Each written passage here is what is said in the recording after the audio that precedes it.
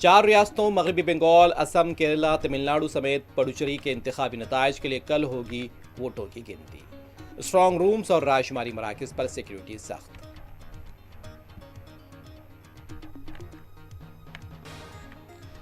मगरबी बंगाल, असम समेत दीगर रियासतों में भी बीजेपी की जीत होगी। बीजेपी लीडरान का दावा, टीएमसी पर अवाम को दहशतजदा करने का इल्जाम।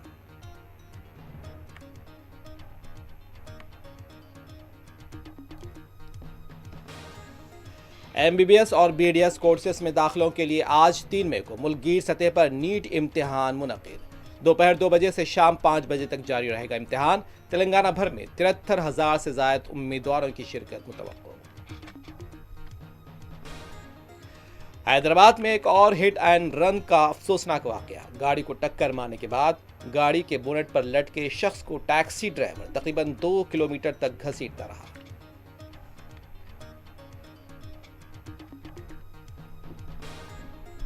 अमेरिका ईरान के खिलाफ दोबारा हमला शुरू कर सकता है। अमेरिकी सदर ट्रंप का बयान, ईरानी फौज पहले से कहीं ज्यादा तैयार और मजबूत। ईरान के आर्मी चीफ का रद्द अमल।